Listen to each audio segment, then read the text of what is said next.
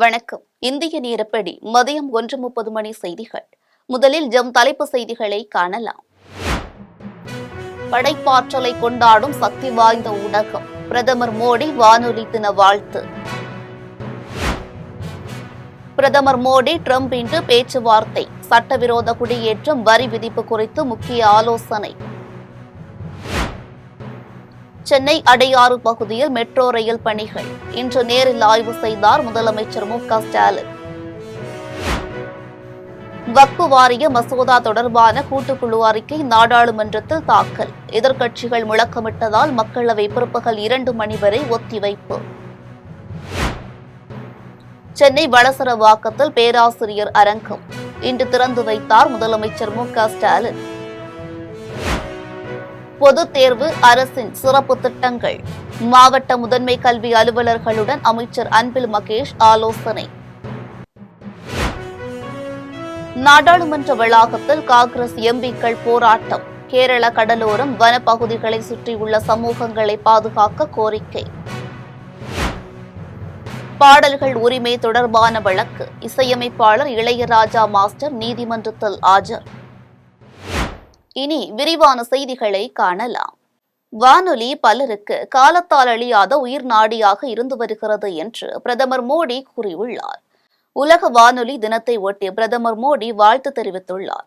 இது தொடர்பாக அவர் வெளியிட்டுள்ள பதிவில், உலக வானொலி தின வாழ்த்துக்கள் என்றும், வானொலி பலருக்கு காலத்தால் அழியாத உயிர் நாடியாக இருந்து வருவதாகவும், தகவல் அளித்தல், ஊக்கப்படுத்துதல் மற்றும் மக்களை இணைத்தல் உள்ளிட்ட பணிகளை வானொலி செய்து வருவதாக கூறினார்.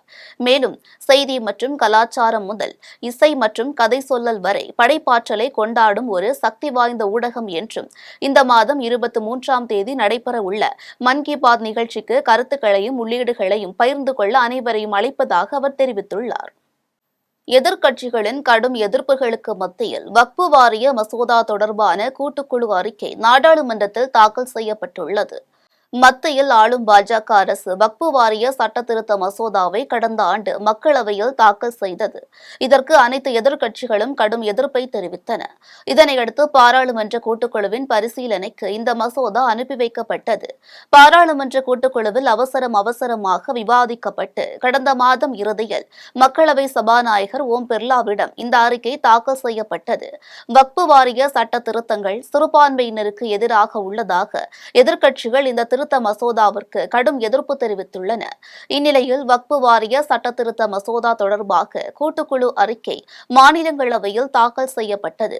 மாநிலங்களவையில் வக்பு வாரிய சட்ட திருத்த மசோதா கூட்டுக்குழு அறிக்கை ஏற்கப்பட்டது. இதையடுத்து வக்பு மசோதாவிற்கு எதிர்ப்பு தெரிவித்து எதிர்க்கட்சிகள் கடும் அமளியில் ஈடுபட்டு முழக்கமிட்டனர். இதனால் மாநிலங்களவை சிறிது நேரம் ஒத்திவைக்கப்பட்டது. வக்பு வாரிய சட்ட திருத்த மசோதா கூட்டுக்குழு அறிக்கைக்கு எதிராக எதிர்க்கட்சிகள் முழக்கமிட்டதால் மக்களவை பிற்பகல் 2 மணி வரை ஒத்திவைக்கப்பட்டது. நாடாளுமன்ற வளாகத்தில் காங்கிரஸ் எம்பிக்கள் போராட்டத்தில் ஈடுபட்டனர். கேரள கடலோர மற்றும் வனப்பகுதிகளை சுற்றியுள்ள சமூகங்களை பாதுகாக்க கோரி நாடாளுமன்ற வளாகத்தில் எதிர்க்கட்சித் தலைவர் ராகுல் காந்தி, பிரியங்கா காந்தி உள்ளிட்ட காங்கிரஸ் எம்பிக்கள் போராட்டம் நடத்தினர். இதுகுறித்து செய்தியாளர்களிடம் பேசிய வயநாடு எம்பி பிரியங்கா காந்தி, வயநாட்டில் வனவிலங்குகளால் இதுவரை 7 பேர் கொல்லப்பட்டுள்ளனர் என்றும், இது மிகவும் கவலைக்குரிய ஒரு நிலை என்றும், இந்த பிரச்சினையை சரி செய்ய மத்திய அரசும் மாநில அரசும் வயநாடு தொகுதிக்கு நிதி வழங்க வேண்டும் என்றார். சென்னை வளசரவாக்கத்தில் பேராசிரியர் அரங்கத்தை முதலமைச்சர் மு.க.ஸ்டாலின் திறந்து வைத்தார். சென்னை வளசரவாக்கத்தில் டாக்டர் மணமல்லி அன்பழகம் அறக்கட்டளை சார்பில் பேராசிரியர் அரங்கம் அமைக்கப்பட்டுள்ளது. இதனை முதலமைச்சர் மு.க.ஸ்டாலின் திறந்து வைத்தார். இந்த விழாவில் துணை முதலமைச்சர் உதயநிதி ஸ்டாலின், அமைச்சர்கள் கே.என். நேரு, மா. சுப்பிரமணியன் உட்பட சட்டமன்ற உறுப்பினர்கள் பலர் கலந்து கொண்டனர். அரியலூரில் சாலை தடுப்பில் மோதிய விபத்தில் சிக்கிய கார் தீப்பிடித்து எரிந்ததில் ஹோட்டல் உரிமையாளர் பலியாகினார். அரியலூரில் ஹோட்டல் நடத்தி வரும் அன்பழகன் என்பவர் இன்று காலை வீட்டில் இருந்து காரில் ஹோட்டலுக்கு புறப்பட்டு சென்றுள்ளார். அப்போது சாலையின் தடுப்பில் அவர் சென்ற கார் மோதி விபத்தில் சிக்கியது. இதில் கார் தீப்பற்றி மளமளவென எரிந்ததில் வெளியேற முடியாமல் காரை ஓட்டி வந்த அன்பழகன் உடல் கருகி உயிரிழந்தார். இதுகுறித்து அளித்த தகவலின் பேரில் வந்த தீயணைப்புத் துறையினர் தீயை அணைத்து காருக்குள் இருந்த அன்பழகனின் உடலை மீட்டனர். இந்த சம்பவம் குறித்து போலீசார் வழக்கு பதிவு செய்து விசாரணை நடத்தி வருகின்றனர். சென்னை எழிலக வளாகத்திற்கு வெடிகுண்டு மிரட்டல் விடுக்கப்பட்ட சம்பவம் பரபரப்பை ஏற்படுத்தியுள்ளது.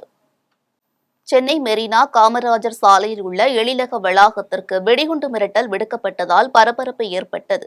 இதையடுத்து எழிலக வளாகத்தில் மோப்ப நாய் உதவியுடன் போலீசார் சோதனை நடத்தினர். இதையடுத்து வெடிகுண்டு மிரட்டல் புரளி என தெரிய வந்தது.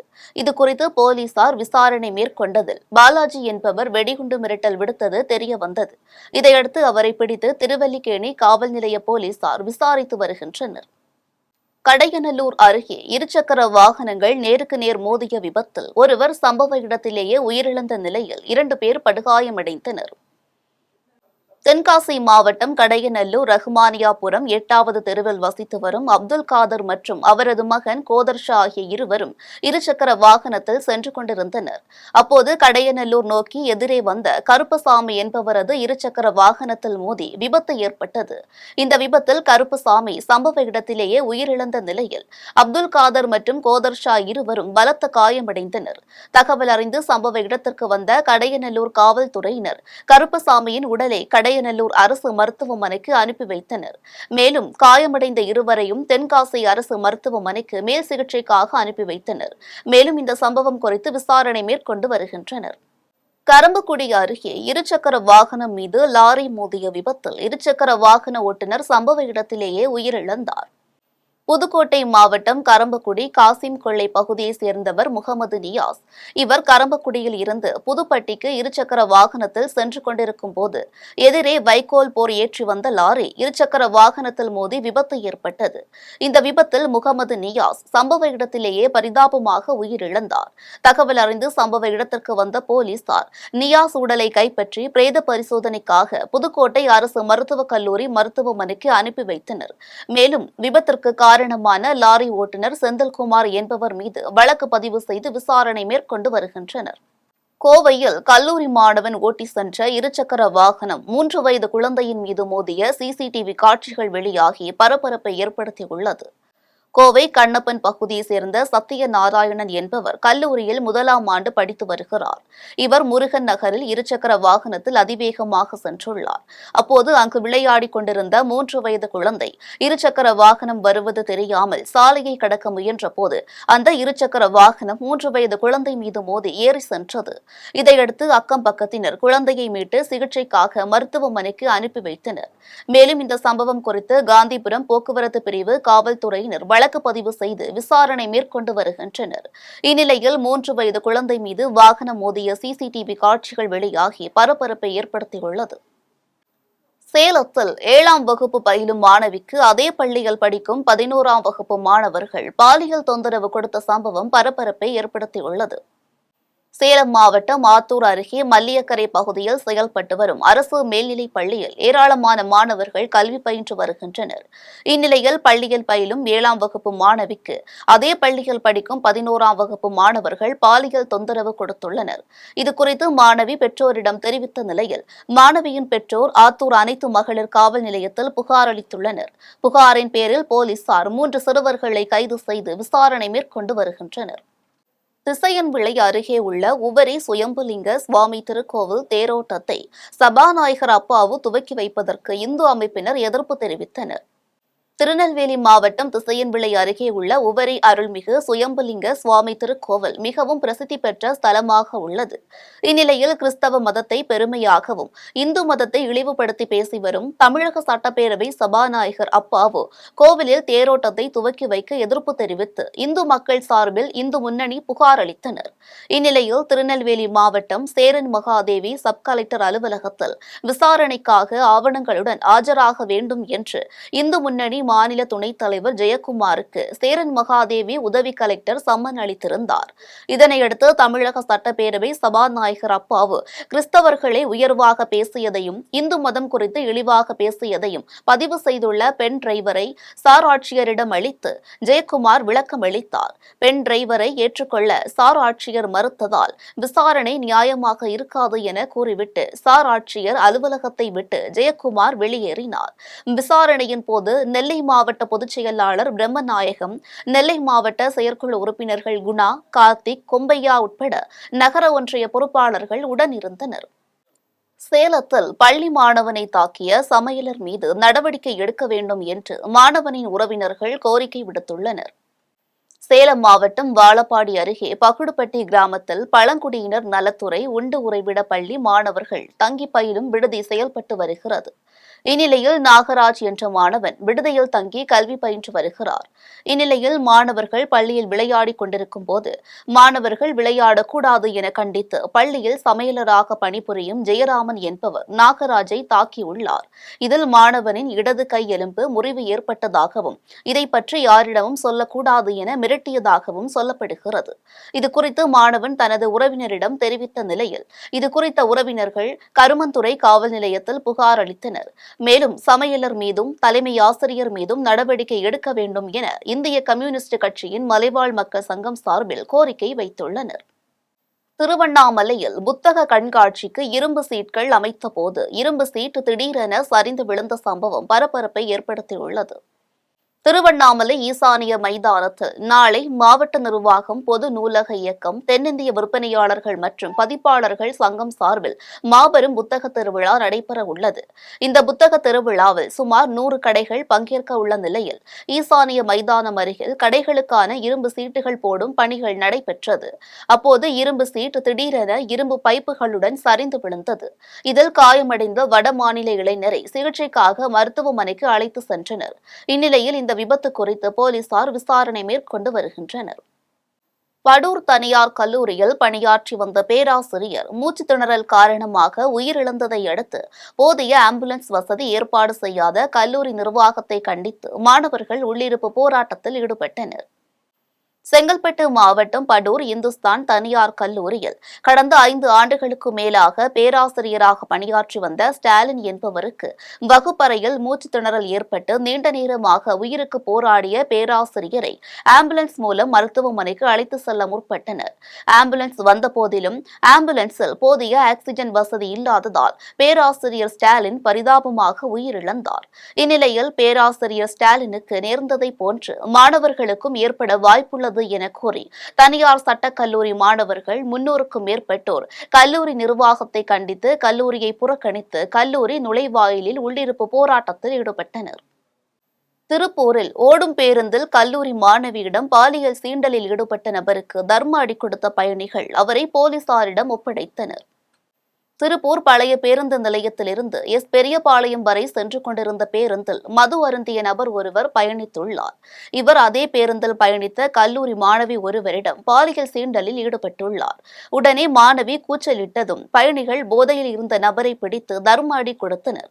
இதையடுத்து தகவல் அறிந்து சம்பவ இடத்திற்கு வந்த திருப்பூர் வடக்கு போலீசார் போதை ஆசாமியை காவல் நிலையம் அழைத்து சென்றனர். இந்நிலையில் போலீசார் இந்த சம்பவம் குறித்து தீவிர விசாரணை மேற்கொண்டு வருகின்றனர். அரக்கோணத்தில் நூற்றுக்கணக்கான அரசு பள்ளி மாணவர்களின் புதிய சீருடைகளை வீசி சென்றவர்கள் யார் என்பது குறித்து நகராட்சி அலுவலர்கள் மற்றும் பணியாளர்கள் விசாரணை மேற்கொண்டனர். ராணிப்பேட்டை மாவட்டம் அரக்கோணம் காவல் நிலைய தெரு மற்றும் பழைய கற்பகம் திரையரங்கம் பின்புறம் உள்ள காலி இடங்கள் உட்பட 3 இடங்களில் நூற்றுக்கணக்கான அரசு பள்ளி மாணவர்களின் புதிய சீருடைகளை சிலர் வீசிவிட்டு சென்றனர். இதனை அறிந்த அரக்கோணம் நகராட்சி ஆணையாளர் கன்னியப்பன் உத்தரவிட்டதன் பேரில் நகராட்சி அலுவலர்கள் மற்றும் பணியாளர்கள் சம்பவ இடத்திற்கு விரைந்து சென்று அனைத்து சீருடைகளையும் கைப்பற்றி அரசு நிதி உதவி பெறும் பள்ளியில் படிக்கும் மாணவர்களுக்கு அரசு சார்பில் வழங்கப்படும் சீருடைகளா அல்லது தனியார் ஜவுளி கடைகளில் விற்பனைக்காக கொண்டுவரப்பட்ட சீருடைகளா எனவும் பள்ளி சீருடைகளை வீசி சென்றவர்கள் யார் எனவும் விசாரணை மேற்கொண்டனர். இந்த சம்பவம் அரக்கோணத்தில் பெரும் பரபரப்பை ஏற்படுத்தியுள்ளது. பழனியில் வரும் 16ஆம் தேதி நாம் தமிழர் கட்சியின் பொதுக்கூட்டத்திற்கு அனுமதி வழங்கக்கூடாது என பெரியார் உணர்வாளர்கள் கூட்டமைப்பு சார்பில் புகார் அளிக்கப்பட்டது. திண்டுக்கல் மாவட்டம் பழனியில் வரும் 16ஆம் தேதி பழனி பாபாவின் 27ஆம் ஆண்டு நினைவு நாளை ஒட்டி நாம் தமிழர் கட்சியின் ஒருங்கிணைப்பாளர் சீமான் தலைமையில் பொதுக்கூட்டம் நடத்துவதற்காக மாவட்ட பொறுப்பாளர் சைமன் ஜஸ்டின், மண்டல செயலாளர் ஆகியோர் பழனி காவல் நிலையத்தில் அனுமதி கேட்டு மனு அளித்தனர். இந்நிலையில் பெரியார் உணர்வாளர்கள் கூட்டமைப்பு சார்பில் பழனியில் நாம் தமிழர் ஒருங்கிணைப்பாளர் சீமான் கலந்து கொள்ளும் பொதுக்கூட்டத்திற்கு அனுமதி வழங்கக்கூடாது என காவல் நிலையத்தில் புகார் அளிக்கப்பட்டுள்ளது. அந்த புகாரில் தொடர்பில் சீமான் சாதி மத ரீதியாக மோதல்களை ஏற்படுத்தும் விதமாக பேசி வருவதாகவும், பழனியில் தலித் மற்றும் இஸ்லாமிய பிற்படுத்தப்பட்ட மக்கள் சமூக நல்லிணக்கத்தோடு வாழ்ந்து வருகின்றனர்.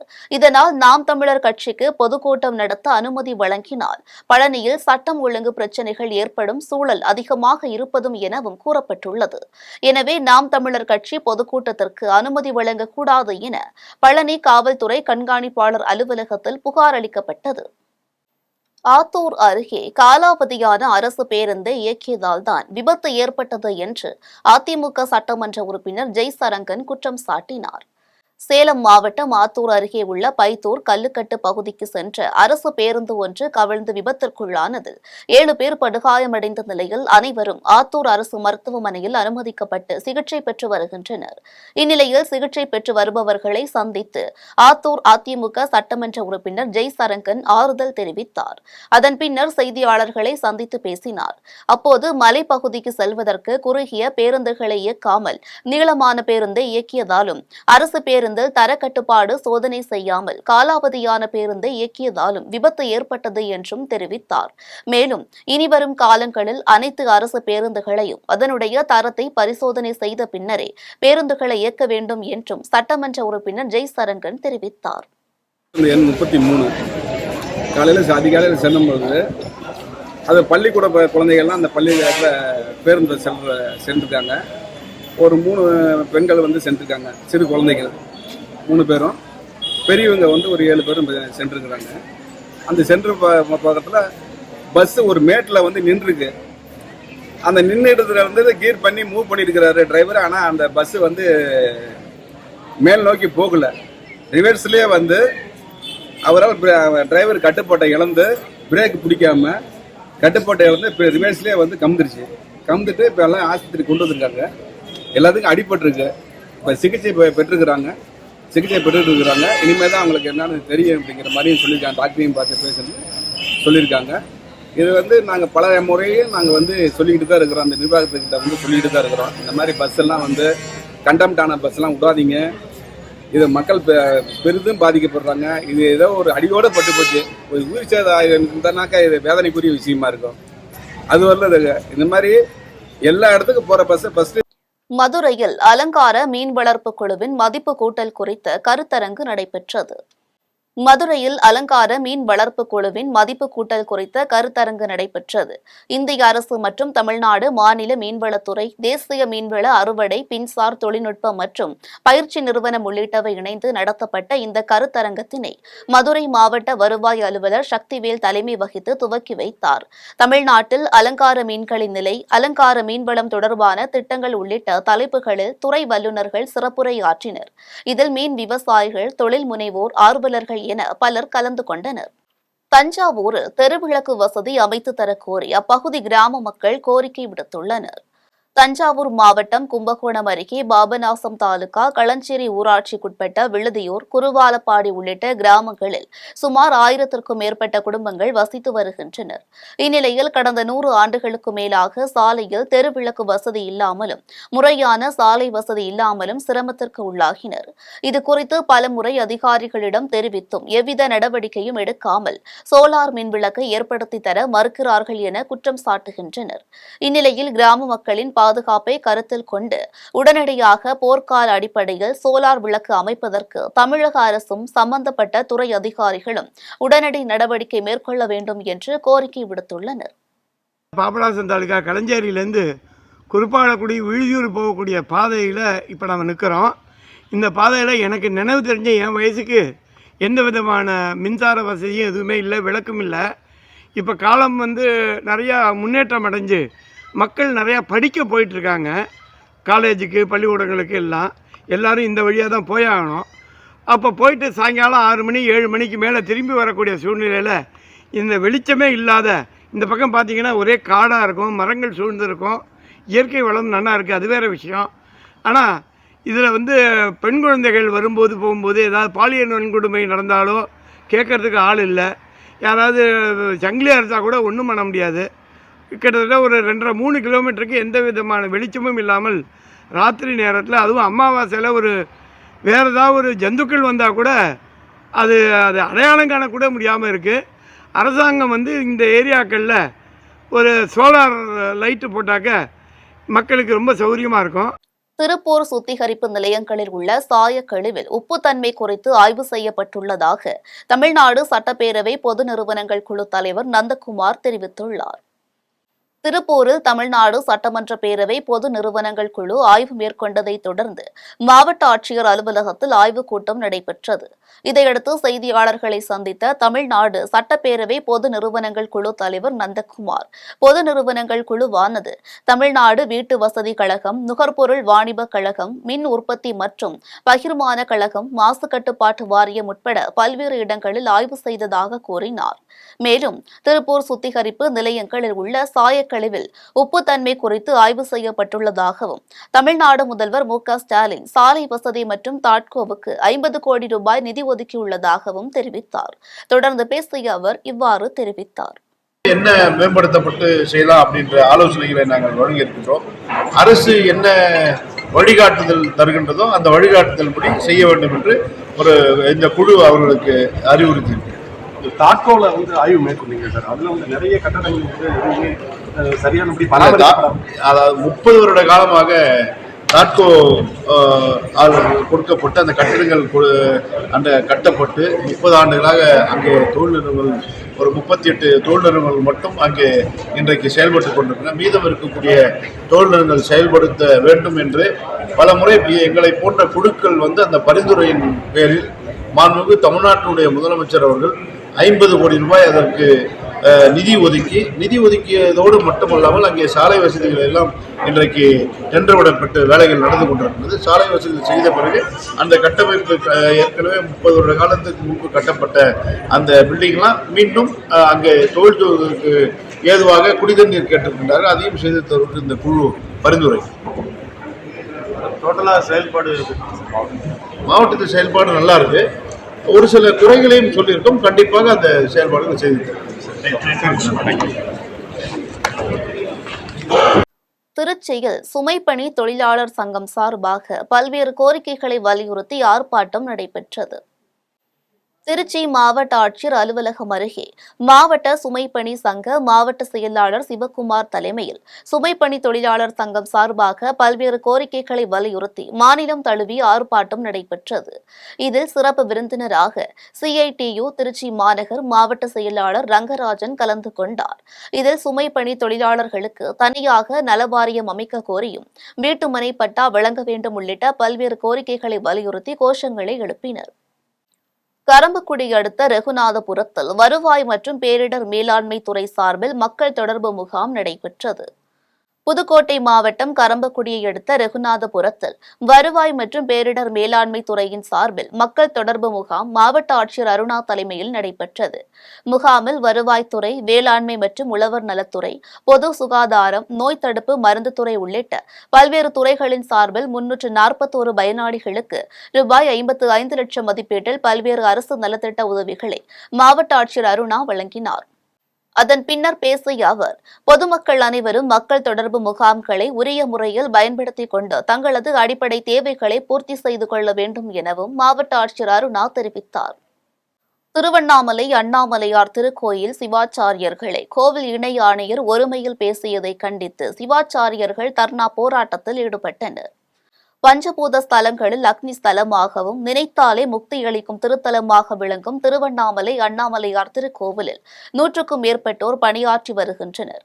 இந்நிலையில் அண்ணாமலையார் கோவிலுக்கு கட்டளைதாரர்கள் மற்றும் உபயதாரர்கள் மற்றும் அவர்களது குடும்பத்தினர் சாமி தரிசனம் செய்து வருகின்றனர். இந்நிலையில் அண்ணாமலையார் கோவிலின் தலைமை குருக்கள் ரமேஷ் என்பவர் கிளிகோபுர உபயதாரர்கள் மற்றும் அவரது குடும்பத்தினரை கோவிலுக்குள் அழைத்து வந்தார். இதனை கண்ட அண்ணாமலையார் கோவில் இணை ஆணையர் ஜோதி என்பவர் தலைமை குருக்கள் ரமேஷை அழைத்து ஒருமையில் பேசியுள்ளார். இதனால் அனைத்து சிவாச்சாரியர்களும் அண்ணாமலையார் கோவிலில் தர்ணாவில் ஈடுபட்டனர். அப்போது கோவில் அறங்காவலர் குழுவினர் சிவாச்சாரியர்களிடம் பேச்சுவார்த்தை நடத்தியதை அடுத்து சிவாச்சாரியர்கள் தர்ணாவை கைவிட்டனர். இனி வருவது தங்கம் வெள்ளி விலை மற்றும் பங்குச்சந்தை நிலவரம்.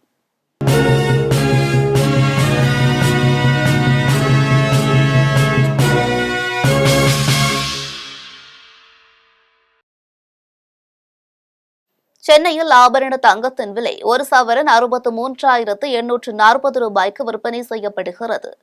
சென்னையில் இன்று ஆபரண தங்கத்தின் விலை கிராமுக்கு 40 ரூபாய் அதிகரித்து 7,980 ரூபாய்க்கு விற்பனை செய்யப்படுகிறது. மேலும் ஒரு சவரன் 320 ரூபாய் அதிகரித்து 63,840 ரூபாய்க்கு விற்பனை செய்யப்படுகிறது. 24 கேரட் தூய தங்கம் ஒரு சவரன் 69,640 ரூபாய்க்கு விற்பனை செய்யப்படுகிறது. மேலும் 1 கிராம் வெள்ளி 107 ரூபாய்க்கும் 1 கிலோ வெள்ளி 1,07,000 ரூபாய்க்கும் விற்பனை செய்யப்படுகிறது. மும்பை பங்குச்சந்தை இன்று உயர்வுடன் காணப்படுகிறது. மும்பை பங்குச்சந்தை குறியீட்டு எண் சென்செக்ஸ் 361 புள்ளிகள் அதிகரித்து 76,532 புள்ளிகளில் வணிகமாகிறது. தேசிய பங்குச்சந்தை குறியீட்டு எண் நிப்டி 110 புள்ளிகள் அதிகரித்து 23,156 புள்ளிகளில் வணிகமாகிறது.